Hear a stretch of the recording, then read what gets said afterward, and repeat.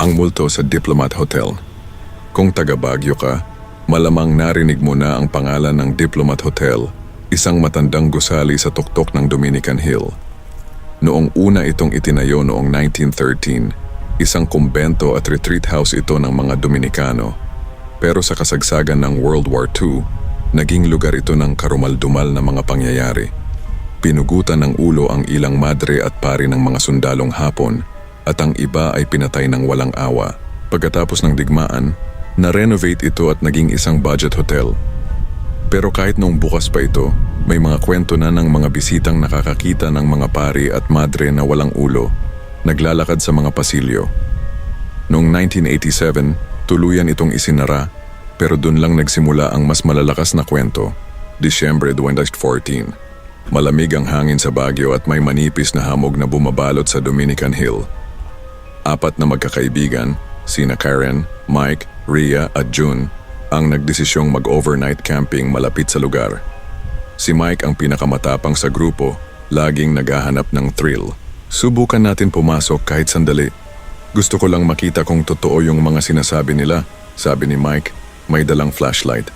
Pagdating nila sa harapan ng gusali, natatakpan ito ng anino ng mga puno. Walang tunog maliban sa lagaslas ng dahon at mahina, paulit-ulit na tunog ng kampana. Kahit wala namang simbahan malapit, nabigla sila nang makita nilang bukas ang malaking kahoy na pinto. Alam nilang madalas itong nakapadlock pero ngayong gabi, nakanganga ito na parang naghihintay. Amoy lumang kahoy at lumang bato ang sumalubong sa kanila. Ang sahig ay nababalutan ng alikabok, pero may mga bakas ng paa na parang sariwa lang. Sumunod sila sa mga yapak hanggang makarating sa grand staircase. Habang paakyat, napansin ni Rhea na lumalamig ang paligid kahit wala namang hangin. Sa itaas may narinig silang mabagal na yabag, parang galing sa mabigat na sapatos o boots. Pagdating nila sa second floor, dumiretso sila sa corridor papunta sa dating kwarto ng pari. Sa malayo, may nakita silang aninong nakaputi at nakatalikod.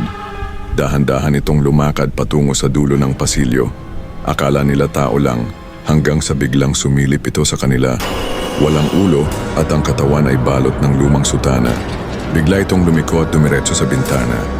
Imbes na tumigil, dumiretso ito palabas at nawala sa hangin. Gusto na sanang bumaba ni Karen, pero napansin nilang bukas ang pinto sa main hall. Doon, sa gitna ng sahig, may babaeng nakaputi, nakaluhod at may hawak na rosaryo.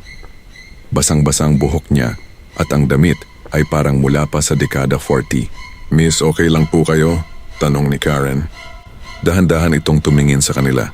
Wala itong mata, puro itim lang na butas, at ang bibig ay nakanganga ng sobrang laki, punit hanggang sa tenga. "Sumama na kayo sa amin." Kasabay ng boses niya, nagsimulang magsara ang lahat ng pinto sa paligid at biglang namatay ang flashlight ni Mike. Nagkagulo sila, nagtakbuhan palabas, pero tuwing titingin sila sa gilid, may mga aninong sumusunod. Madre, pare, mga batang walang mukha. Pagdating nila sa pinto, nakatayo doon ang babaeng nakaputi, nakayuko. Nang iangat niya ang ulo, nakangiti siya, pero ang ngiti ay sobrang lapad, lampas tainga, at punong-puno ng matutulis na ngipin. Bigla itong nawala at doon lang sila nakalabas. Pagbalik sa campsite, hingal silang 4.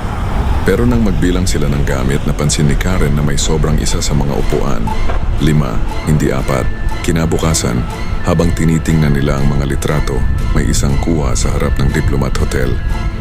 Nakapila silang 4, pero sa gitna nila, may babaeng nakaputi, nakayuko, at nakatingin diretso sa kamera. Wala ni isa sa kanila ang nakakaalala kung kailan iyon kuha.